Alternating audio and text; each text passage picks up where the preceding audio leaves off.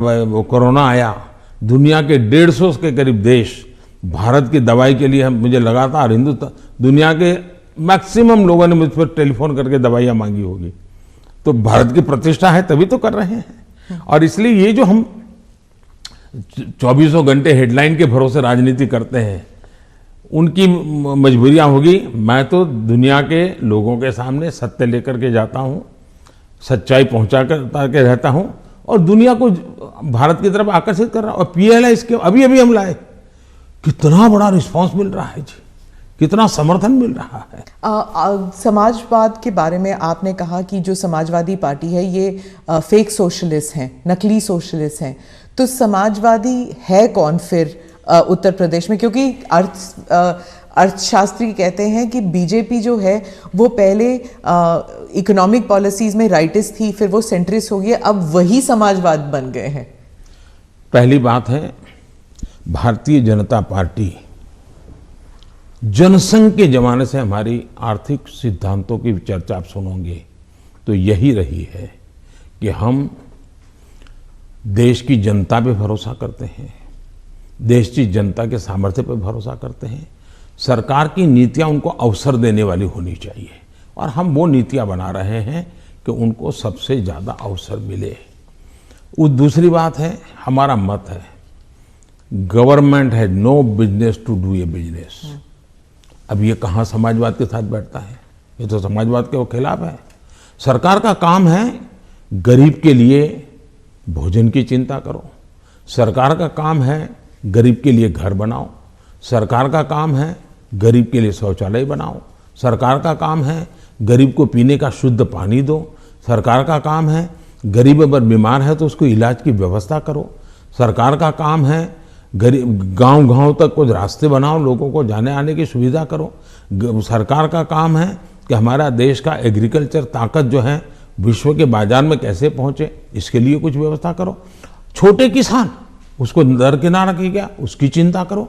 और मेरी प्राथमिकता यही है, मुझे लोगों को घर देना है, मुझे गरीबों को शौचालय देना है, मुझे गरीबों को धुएं से मुक्त करना है, मुझे गरीबों को घर में शुद्ध पीने का पानी पहुंचाना है, मुझे गरीब के बच्चों को पढ़ाना है। अगर कोई इसको समाजवाद कहता है तो मुझे ये समाजवाद मंजूर है, तो क्योंकि मैं समाज के लिए हूं। लेकिन मैं जो चर्चा करता हूं नकली समाजवाद, वो ये है, ये पूरी तरह परिवारवाद है। लोहिया जी का परिवार कहीं नजर आता है क्या? वो भी तो समाजवादी थे। जॉर्ज फर्नांडिस का परिवार नजर आता है क्या? वो भी समाजवादी थे। नीतीश बाबू हमारे साथ काम कर रहे हैं, वो भी तो समाजवादी हैं। परिवार कहीं नजर आता है क्या? ये समाजवादी लोग हैं। लेकिन ये लोग देखिए, पूरा परिवार, मुझे एक बार किसी ने चिट्ठी भेजी थी, मैं तो भूल गया आज। उन्होंने कहा कि इनके परिवार से, ये सपा जो है उत्तर प्रदेश का, 45 लोग ऐसे थे जो किसी न किसी पद पर थे। एक ही फैमिली के 45 लोग। और किसी और ने मुझे कहा कि उनके पूरे परिवार में 25 साल की उम्र के करीब सभी व्यक्ति को चुनाव लड़ने का मौका दिया गया है। क्या ये परिवारवाद का लोकतंत्र के लिए खतरा है? इसलिए मैं कह रहा हूं। तो अखिलेश और जयंत दोनों कहते हैं कि परिवारवाद सिर्फ उनकी पार्टी में नहीं, आपकी पार्टी में भी है। राहुल गांधी भी कहते हैं कि परिवारवाद से जुड़े मतलब सेकंड जनरेशन लीडर्स तो आपकी पार्टी में भी हैं। बहुत फर्क है। ये फर्क, अच्छा सवाल पूछा आपने, मैं थोड़ा विस्तार से जवाब दूंगा, बुरा मत मानिए। लेकिन देश की जनता को मैं झूठ के सामने सत्य समझाना चाहता हूं। एक परिवार से अनेक लोग जनता के बीच में जाएं, एक परिवार से 2 लोग जाएं, 3 लोग जाएं और जनता उनको चुनाव करके भेजे, वो एक राजनीति का पहलू है। लेकिन दूसरा, एक परिवार के लोग ही उस पार्टी के अध्यक्ष बने, उस पार्टी के ट्रेजरर बने, उस पार्टी का पार्लियामेंट्री बोर्ड बने। पिताजी अगर नहीं कर सकते हैं तो बेटा अध्यक्ष बने, बेटा नहीं कर सकता है और बूढ़ा हो गया है तो उसका बेटा अध्यक्ष करे, पिता नहीं रहे तो पुत्र करे।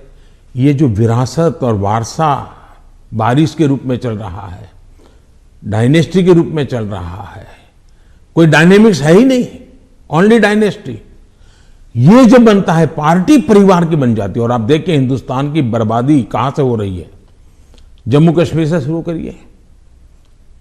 2 पार्टियां मेन रही वहां, दोनों परिवार की पार्टियां हैं, अभी तक उसका कोई नया नेता देखा ही नहीं। आज देश में जो 18 से 40 साल की उम्र के लोग हैं, उन्होंने इन पार्टियों के जितने नेता देखे एक ही परिवार के देखे हैं।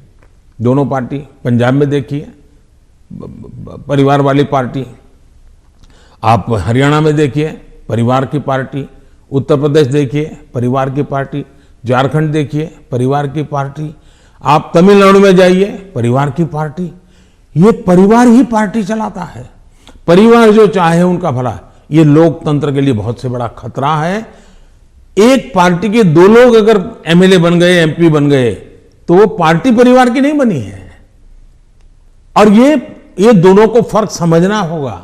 कोई ऐसा कह करके इतने बड़े पाप से भाग जाए, ये नहीं चल सकता है। और मेरा मत है परिवारवादी पार्टियां लोकतंत्र का सबसे बड़ा दुश्मन है, क्योंकि लोकतंत्र के मूलभूत सिद्धांतों को ही वो नकारता है। दूसरा, जब परिवारवादी राजनीति चलती है, परिवार ही सर्वोपरि होता है। परिवार को बचाओ, पार्टी बचे या न बचे, परिवार को बचाओ, देश बचे या न बचे, ये जब होता है तब सबसे पहले कैजुअलिटी कौन सी होती है? परिवारवादी राजनीति में कैजुअलिटी कौन सी होती है? बेटा जैसा भी होगा लेकिन वही अगला अध्यक्ष बनेगा। तब सबसे बड़ी कैजुअलिटी टैलेंट की होती है।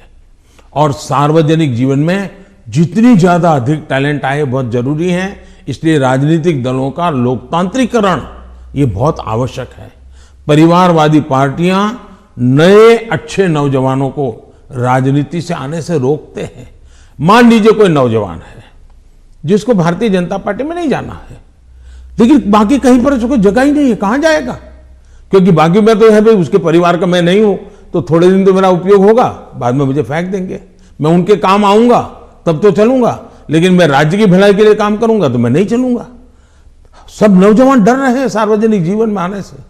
भारतीय जनता पार्टी को आ रहे हैं तो लोगों को लगता है कि भारतीय जनता पार्टी क्यों बढ़ रही है, क्योंकि लोकतांत्रिक तरीके से चल रही है। तो आप जब परिवार के बारे में बात